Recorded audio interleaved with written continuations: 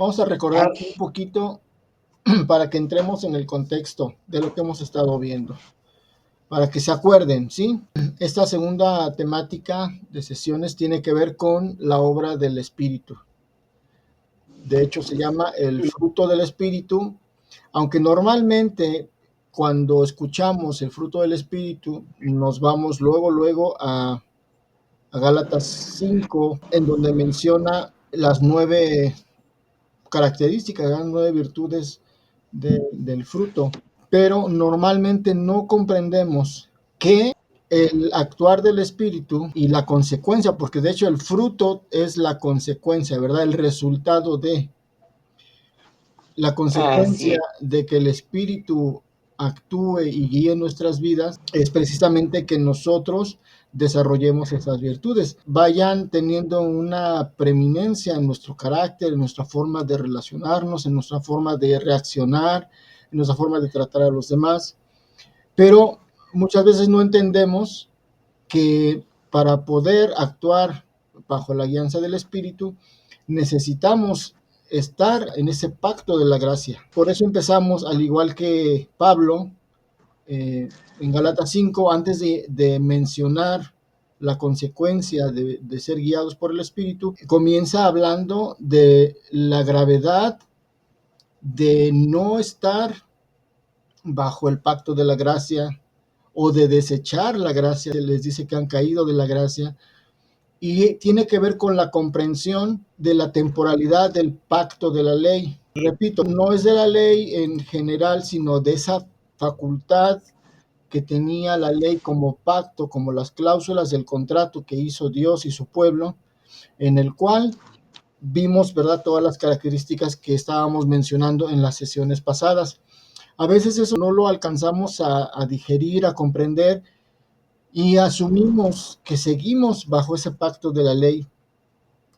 Y si nosotros seguimos asumiendo eso, realmente el obrar del Espíritu no va a hacerse presente en nosotros con toda la intención y con toda la fuerza que debería ser. Por eso estamos abordando nuevamente el pacto de la ley, aunque ya lo habíamos visto de alguna manera. Bueno, déjenme compartir lo que estábamos viendo para seguir comentando. Les decía yo que por esa razón estamos iniciando no directamente con el fruto del Espíritu, que es el texto que toda la vida hemos conocido, ¿verdad?, de Gálatas 5. Este abordaje del pacto de la gracia o del fruto del Espíritu desde el pacto de la gracia tiene que ver con la comprensión de en qué pacto estamos, la comprensión del por qué hemos profundizado el tema del pacto de la ley y por qué.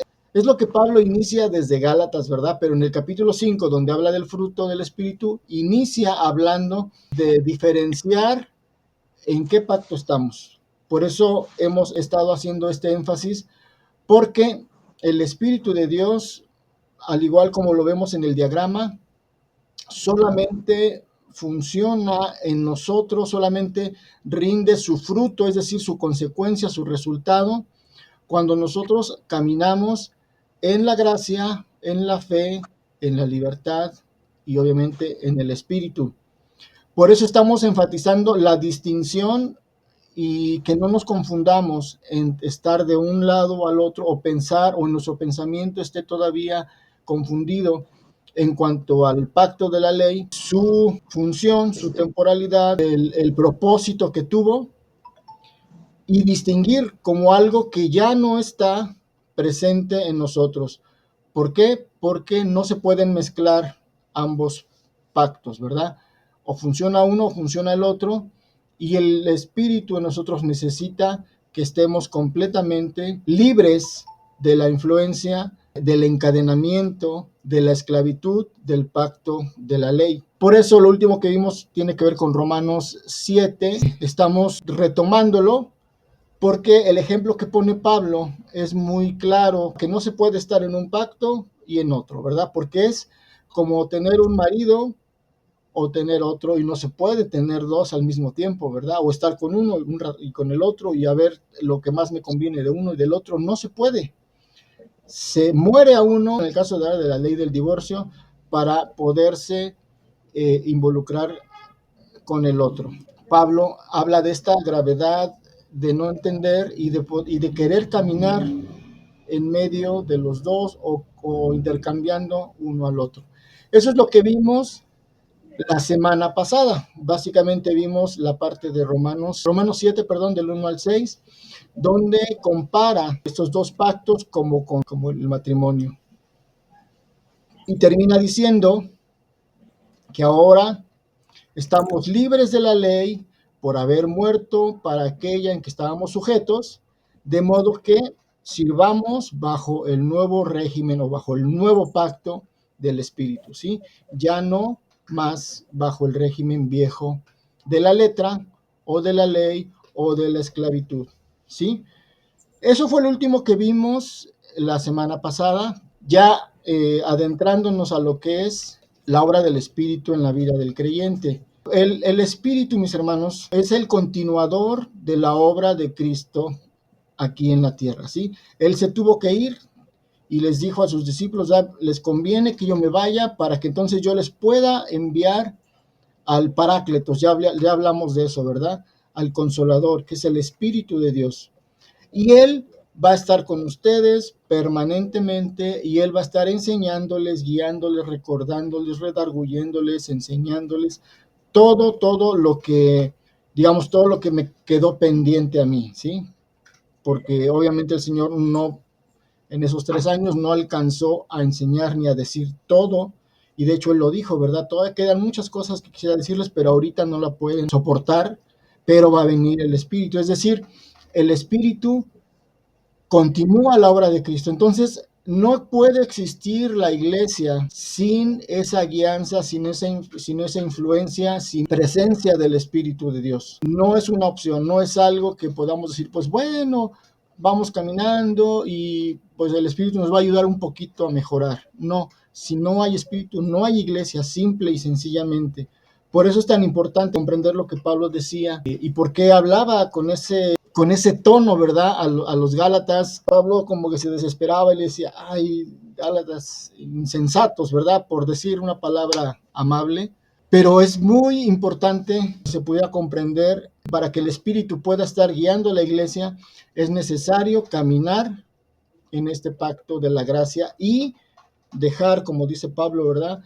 El viejo régimen de la letra y andar en el nuevo régimen del Espíritu. Muy bien. Ahora, lo que el Señor pretende con su iglesia, ¿sí? Que también lo hemos dicho en las primeras sesiones, es una madurez. Una madurez donde cada creyente, como su foco de conciencia, ¿verdad? Como esa voz interior que le dicta lo que hay que hacer y por dónde caminar, sea precisamente el Espíritu Santo, ¿sí? Ya no es tanto la obediencia en el sentido de tener temor, como era la obediencia que provocaba el pacto de la ley, porque era una obediencia a costa de maldición. Y hablábamos que como los niños pequeños, ¿verdad? De chiquitos, pues tenemos que ponerles restricciones, tenemos que ponerles condiciones, tenemos que de alguna manera moldear su conducta porque todavía no tienen la madurez de tomar las decisiones correctas por ellos mismos. Para ellos es lo mismo o para ellos es mucho mejor comer dulces y pasteles que comida sana, ¿verdad? La verdura, las ensaladas. O sea, si les damos a escoger, su criterio no les alcanza para discernir lo que es mejor. Ellos disciernen lo que es más placentero, es decir, la carne es la que guía las decisiones y los criterios.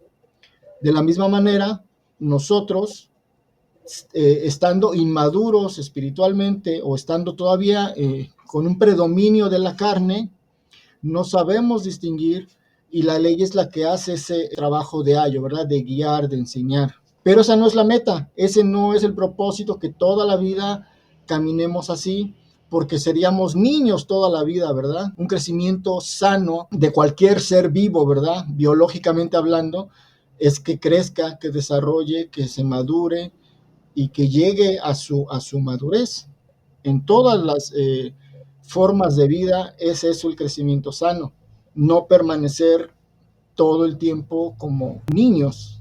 Bueno, entonces el camino del espíritu para nosotros va siempre encaminado hacia nuestra libertad. Libertad en el espíritu, es decir, una libertad verdadera, plena, como no la conoce el ser humano sin el espíritu. Es decir, lo que el ser humano natural, ¿verdad? O aquel que no tiene esperanza, o aquel que no conoce o no está bajo la influencia del Espíritu de Dios, aquel que no es creyente, para el hombre natural la libertad es muy diferente, ¿sí? La libertad es hacer lo que quiera.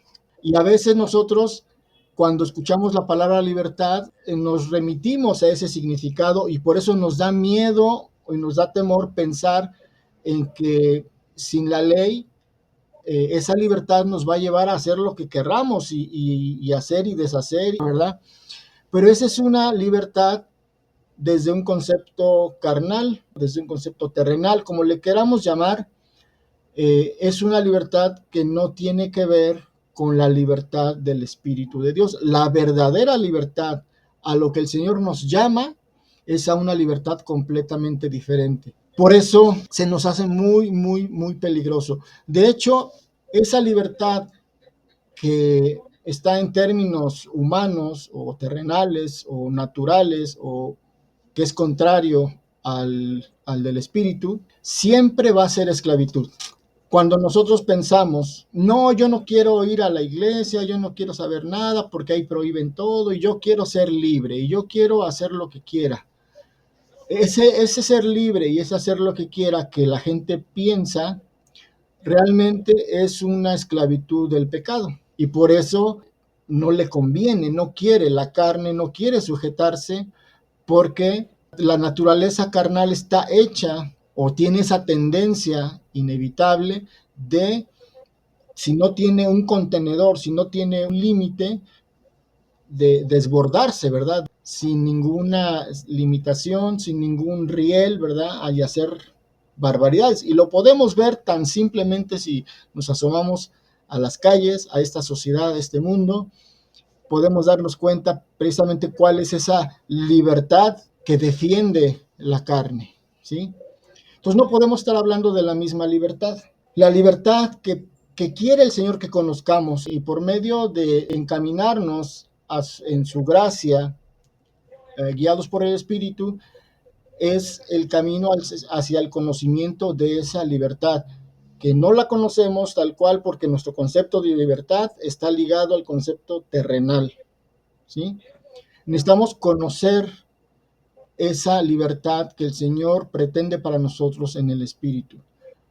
Por eso, por encima de todo, y espero que no me lo malentiendan, ¿verdad? Por encima de la obediencia incluso, porque la obediencia en ese sentido cae dentro del terreno de la esclavitud, hablando del pacto de la ley, ¿sí? No estoy diciendo que sea malo, simplemente que no es lo óptimo que Dios quiere para nosotros a comparación de esa libertad en el espíritu. Por eso tomé este texto de 2 de Corintios 3:17, porque ahí precisamente enmarca ese tipo de vida que el Señor quiere para su iglesia, llena de la presencia de Dios, porque donde está el Espíritu de Dios, ahí hay libertad. Y es una libertad muy diferente a la que el mundo conoce o a la que la carne quiere y desea, ¿sí? Entonces, cuando hablemos de libertad y hablemos del espíritu o libertad en espíritu, nos desligamos completamente en nuestra mente, debemos desligarnos de lo que es la libertad en terrenos humanos, mundanos, carnales, terrenales, etcétera, ¿sí? Entonces, ahorita lo que vamos a enfocarnos es a comprender lo que realmente quiere el Señor para nosotros y en qué consiste esa libertad a la que el Espíritu nos quiere guiar. De muchas formas hemos estado pasando por esos conceptos, ¿verdad?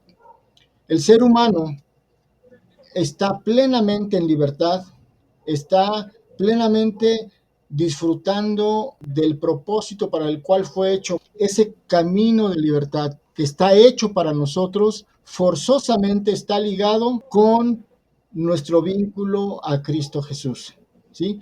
No existe libertad en la individualidad como ser humano. O sea, el ser humano solo, sin Cristo, no puede estar en libertad, porque automáticamente va a correr a las cadenas del pecado. La única manera de disfrutar la libertad en el Espíritu, la libertad para la cual el Señor nos hizo, es estar vinculados a Cristo Jesús, es decir, ser uno con Él de una forma permanente. Y es a donde nos va a dirigir el Espíritu siempre, siempre, siempre. Veamos este pasaje de Primera de Corintios 9, versos 19 al 23. Es muy interesante porque Pablo precisamente está hablando de su libertad y de cómo él de alguna manera puede renunciar a lo que a los ojos de los demás pudiera parecer libertad.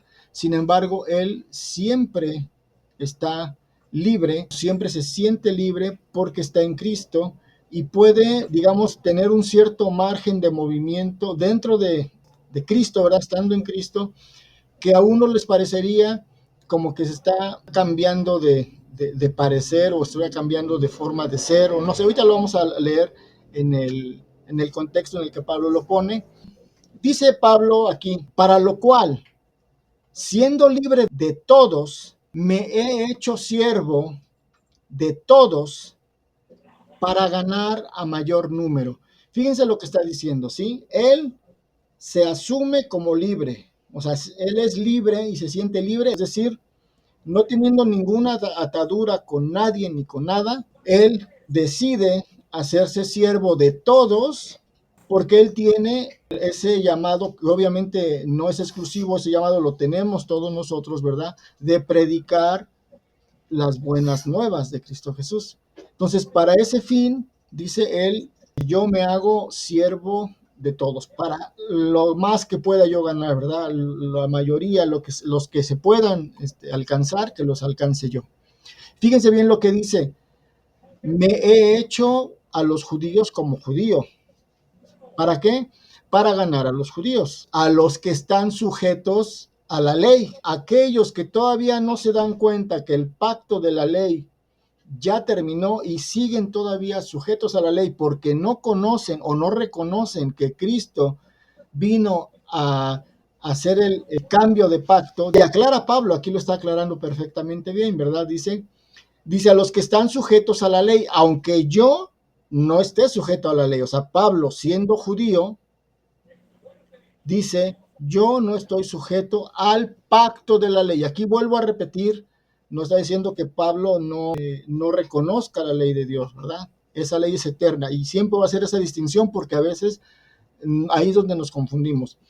Pablo está diciendo, yo no estoy sujeto al pacto de la ley, es decir, yo estoy en el pacto de la gracia. Yo reconozco que en Cristo Jesús ya tuvo su cumplimiento y su culminación y su función, ese pacto de la ley. Él siendo judío, ¿verdad? Entonces, él aclara bien, dice, aunque yo no esté sujeto a la ley. Luego dice, como sujeto a la ley para ganar a los que están sujetos a la ley. Si no estando sujetos, él vive como sujeto a la ley para ganar a los que están sujetos a la ley, es decir, a los judíos. Pero también dice, verso 21, a los que están sin ley, también, ¿verdad? Yo con ellos soy como si no tuviera ley, no estando yo sin ley de Dios. Y aclara, ¿verdad? En el versículo anterior dice, aunque yo no estoy sujeto a la ley, me hago como a los judíos como si estuviera sujeto a la ley. Y cuando habla de los gentiles dice, a los que están sin ley, yo también me hago como si estuviera sin ley. Dice, aunque yo no estando sin ley de Dios, sino bajo la ley de Cristo. Es decir, no está bajo el pacto de la ley, pero eso no quiere decir que no esté sin ley de Dios. ¿Por qué? Porque dice algo importante que lo estoy poniendo ahí en rojo, ¿verdad? Dice, sino bajo la ley de Cristo. En dos ocasiones menciona Pablo la ley de Cristo. Y aquí esto es importante porque este es otro punto donde en lugar del pacto de la ley, es decir, dentro del pacto de la gracia, existen mandamientos y existen leyes, pero no son los del pacto de la ley. Y a veces nos confundimos, ¿sí? Vamos a distinguir aquí, dentro del pacto de la gracia, algo que Pablo le llama la ley de Cristo. Parafraseando, dice, yo estoy bajo la ley de Dios estando bajo la ley de Cristo. Es decir, bajo la ley de Cristo estoy cubierto bajo la ley de Dios, aunque no esté bajo el pacto de la ley. Yo espero que no se confundan, podamos distinguir lo que él está diciendo, ¿sí? Para ganar a los que están sin ley. Entonces termina diciendo como conclusión, ¿verdad? Me he hecho débil a los débiles para ganar a los débiles. A todos me he hecho de todo para que de todos modos salve a algunos. Y esto hago por causa del Evangelio, para hacerme partícipe de él. Es decir, la traducción en lenguaje actual está diciendo, fíjense, desde el verso 19 dice, aunque yo soy libre, vivo como si fuera el esclavo de todos. Así ayudo al mayor número posible de personas a creer en Cristo. Dice el verso 20, cuando estoy con los judíos, vivo como judío para ayudarlos a creer en Cristo. Por eso cumplo con la ley de Moisés, aunque en realidad no estoy obligado a hacerlo. Sí, hablando del pacto de la ley. Verso 21. Y cuando estoy con los que no obedecen la ley de Moisés, vivo como uno de ellos para ayudarlos a creer en Cristo. Esto no significa que yo no obedezca la ley de Dios. Al contrario, la obedezco pues sigo la ley de Cristo. ¿Sí? La ley de Cristo abarca la ley de Dios en su plano accesible, en su plano posible para el ser humano. ¿Sí? Muy bien, dice el verso 22. Cuando estoy con los que apenas empiezan a ser cristianos, me comporto como uno de ellos para poder ayudarlos. Es decir, me he hecho igual a todos para que algunos se salven. Y todo esto lo hago porque amo la buena noticia, porque quiero participar de sus buenos resultados. Esta es la traducción en el lenguaje actual. Pablo se mueve en una libertad en la cual tiene un margen, ¿verdad?, de acción en el que no para su comodidad, no para su propia conveniencia, sino para efectos de poder anunciar a Cristo de la mejor manera, él tiene una amplitud de movimiento y puede hacerse como cualquiera de las personas a las que les predica, es decir, empatizar completamente poniéndose en su contexto doctrinal o su contexto de creencias, ¿sí? En esa libertad, Pablo tiene ese margen para moverse y todo lo enmarca. Él dice, yo estoy cumpliendo la ley de Dios porque estoy bajo la ley de Cristo, ¿sí? Esta es una parte importante que debemos comprender, hermanos, porque esta es a la ley a la que somos llamados. Leímos hace ratito en Romanos 7, ¿verdad? Bueno, repasando lo que vimos hace 8 días, decía, ya no sirvamos más bajo el régimen viejo, es decir, el pacto de la ley ya no tiene nada que ver con nuestras vidas. Ahora sirvamos bajo el nuevo régimen o bajo el nuevo pacto que es del Espíritu, ¿sí? Y en este nuevo pacto, a lo que estamos llamados todos nosotros, al igual que Pablo, es a la ley de Cristo, ¿sí? Ahora, no estamos hablando de algo contrario a la ley de Dios, al contrario, estamos hablando de algo que la incluye, pero no en los términos de pacto, de ley, es sujeto a maldición. Aquí funciona de una manera completamente diferente del pacto de la ley. Por eso les decía yo, entre la columna roja y la columna azul es un contraste tremendo en cuanto a la manera en que funcionan las cosas, ¿sí? No es lo mismo como funcionaba todo en el pacto de la ley que como funciona en el pacto de la gracia. Muchas cosas cambian tremendamente, pero bastante. Por eso hemos estado analizando anteriormente, ¿verdad? Como nuevas criaturas tenemos que acostumbrarnos a funcionar de una manera diferente a la que estábamos acostumbrados como viejas criaturas, por decirlo así, ¿verdad? A partir de nuestro nuevo nacimiento, todo cambia. Debemos desarrollar las facultades nuevas que el Espíritu nos da y desenraizarnos de todo aquello que tenía que ver con nuestra anterior manera de ver las cosas, nuestra anterior manera de entender incluso las cosas de Dios, porque es diferente entender en la carne, que es lo que hacíamos, y entender a Dios en el Espíritu, que es a lo que estamos llamados a aprender. Estamos aprendiendo, mis hermanos. No quiere decir que uno, por el hecho de haberse bautizado, ya todo lo entiende en el Espíritu. No, es un proceso que tenemos que irnos entrenando a caminar en el Espíritu, a vivir en el Espíritu, a entender las cosas de Dios en el Espíritu. Y esto no es algo de la noche a la mañana. O sea, es una realidad en la que ya estamos, pero en la que tenemos que ir poco a poquito ganando terreno, como ese atleta, ¿verdad? Que se va entrenando y cada vez que se entrena lo va pudiendo hacer cada vez con mejores resultados, ¿sí? Mientras estamos con tropezones, todavía queremos avanzar, pero es algo nuevo y estamos teniendo retrocesos o caemos o de repente sin darnos cuenta ya estamos funcionando con nuestra mente en otra frecuencia, es decir, es un constante velar, o sea, estar al pendiente, revisar que estamos en el camino o en el pensamiento correcto, ¿sí?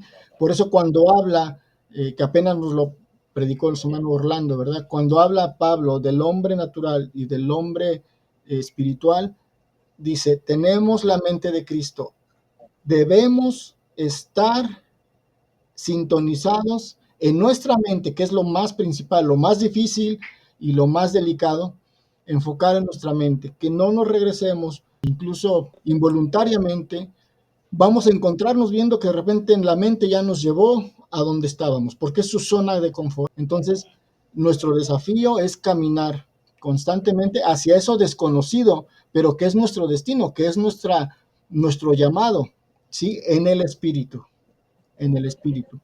Estas son algunas de las cosas que está Pablo enfatizando, que nos proveen el camino a esa libertad, que es finalmente el propósito de nuestro andar en el Espíritu. Y vamos a ver rápidamente esta otra parte. Habíamos visto, ¿verdad?, cómo es que se mueve la ley de Cristo en el Espíritu, y esa es la ley a la que estamos llamados, ¿verdad?, a estar sujetos. Primera de Juan 3, 23 y 24. Dice, y este es su mandamiento. ¿Cuál es el mandamiento en el que estamos sujetos bajo la gracia? 1, que creamos en el nombre de su Hijo Jesucristo.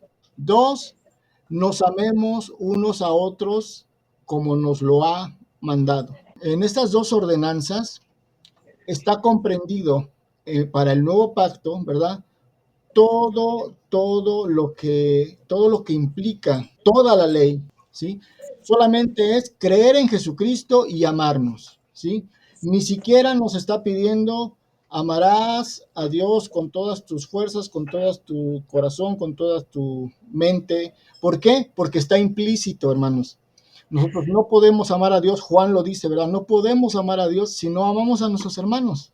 Entonces, si amamos a nuestros hermanos, estamos amando a Dios. Está resumiendo la ley en su fundamento más, o sea, su núcleo, su propósito, el cual sí es posible para cualquier persona que esté en Cristo lo pueda hacer, lo pueda llevar a cabo, ¿sí?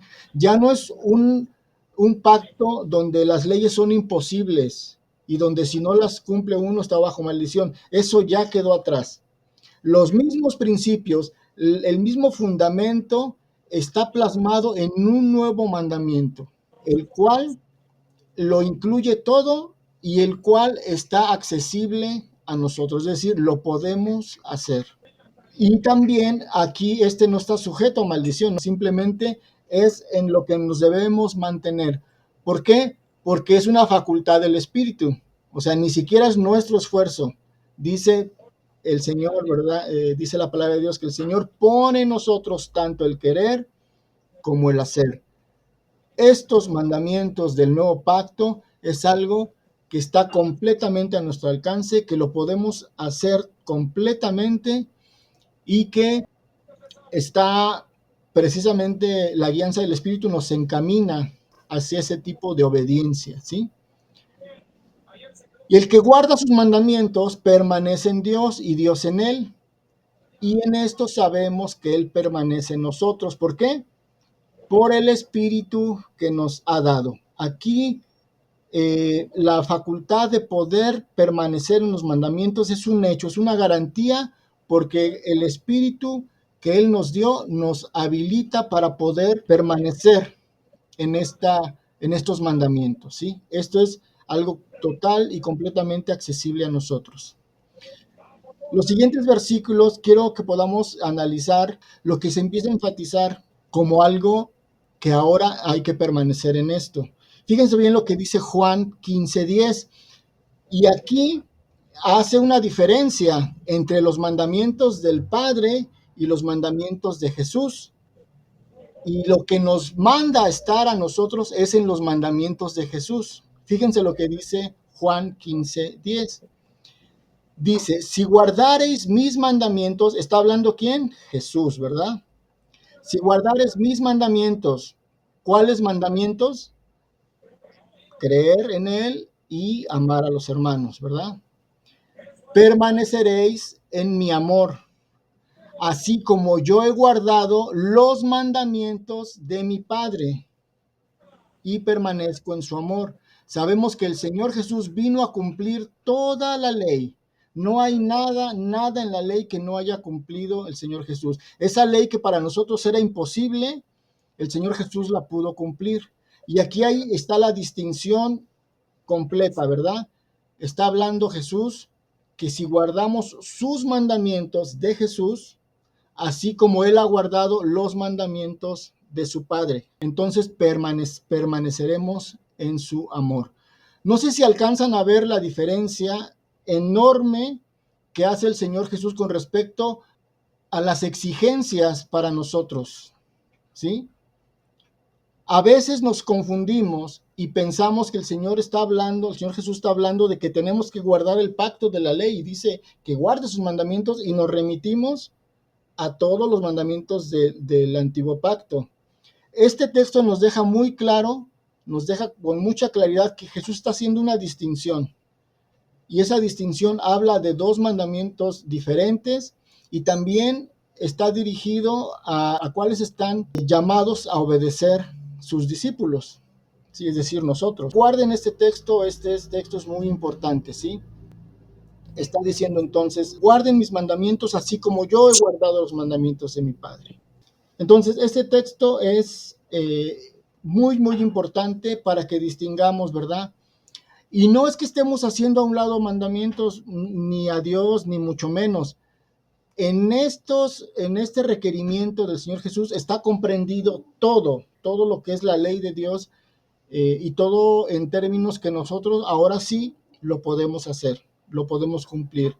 Está a nuestro alcance y no excluye el fundamento o el centro de los mandamientos, amar a Dios y amar a nuestro prójimo. Aquí están implícitos, aquí están completamente implícitos y siguen siendo con la misma validez y con la misma importancia porque es en donde se resume todo. Cualquier mandamiento está incluido aquí, ¿sí? Entonces no quiero que tampoco pensemos que estamos menospreciando algunos mandamientos y ahora estamos tomando otros. De hecho, el Evangelio dice, ¿verdad?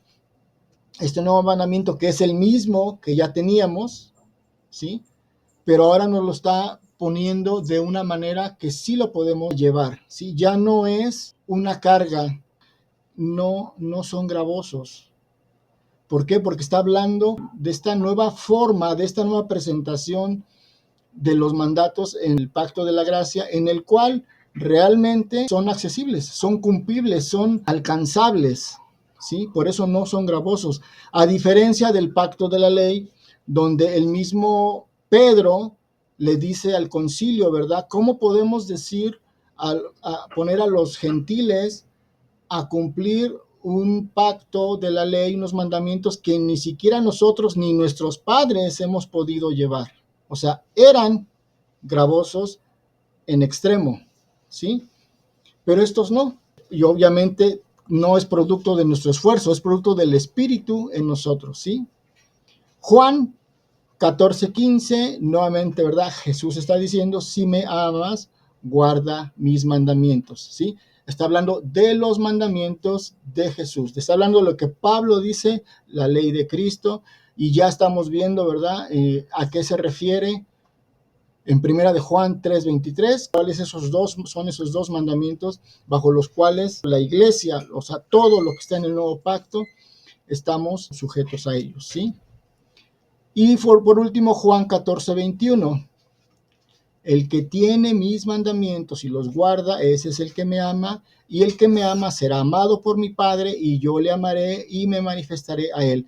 Si nos damos cuenta, toda la base de obediencia que el Señor Jesús pone está sujeta bajo sus mandamientos, es decir, mandamientos de Jesucristo, o la ley de Cristo que le llama Pablo, ¿sí? Que comprende y que contempla obviamente el corazón y el núcleo de toda la ley de Dios, pero plasmada en unos términos en los que para nosotros como pueblo de Dios, como iglesia y como guiados por su espíritu, son completamente llevaderos, ¿verdad? Como dice el Señor Jesús, mi yugo es fácil y ligera es mi carga.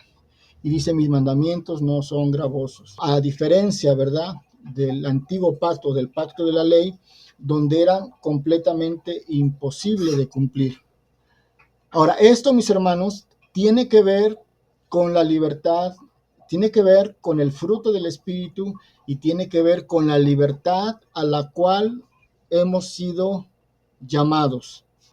Por eso hay que ver la importancia de comprender estos pactos y de comprender en cuál estamos nosotros.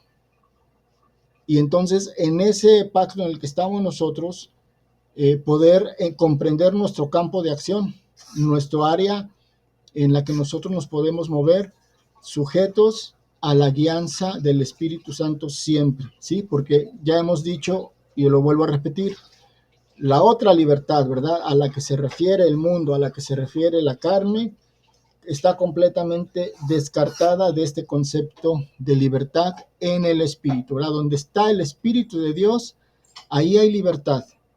¿Cuál libertad? Esta libertad. Esta libertad que nos permite movernos en el amor y en la fe. Son las únicas dos cosas que lo vimos también en el pecado y el nuevo pacto, ¿verdad? Las dos cosas que tiene Dios en grande estima que nos ha dado a nosotros es la fe y el amor, en lo que se mueve la iglesia, en lo que Dios reconoce el mover de su espíritu en su iglesia, en esas dos características, la fe y el amor. Y obviamente son lo que más va a atacar el enemigo, ¿sí? Si se dan cuenta, los principales conflictos, los principales problemas que tenemos como creyentes es cuando es atacada algunos de esos dos características, ¿verdad? Esas dos componentes importantes de lo que estamos llamados a sujetarnos fuertemente, a asirnos, a no soltar la fe y el amor. Voy a dejar hasta aquí, mis hermanos. Yo espero que podamos ir llevando la secuencia de todo lo que hemos estado viendo y cómo es que va encajando todo en su lugar y cómo vamos encaminándonos hacia precisamente qué es lo que quiere el Espíritu en nosotros, qué es lo que quiere producir, cuál es la evidencia, la consecuencia del caminar en el Espíritu, porque ese es el fruto del Espíritu, ¿sí? Lo vamos a ver la siguiente semana. Mi hermana Anita, si nos puede despedir en oración. Vamos a orar. Bendito Padre que moras en lo alto de los cielos y en el corazón de aquellos que te buscan. Señor, te agradecemos infinitamente este tiempo de estudio que tú nos has permitido tener. Te pido, Padre, que lo que hemos escuchado también lo pongamos por obra, bendito Padre, y sea para nuestro bienestar espiritual, bendito Dios. Te pido, Padre, que tú le sigas dando sabiduría y entendimiento a nuestro pastor, Señor, para que siga enseñándonos más de tu palabra, bendito Padre, y que todo lo que recibamos lo dijéramos primeramente nosotros, Señor, y también lo pongamos por obra y también lo podamos compartir con aquellos que les hace falta, bendito Dios.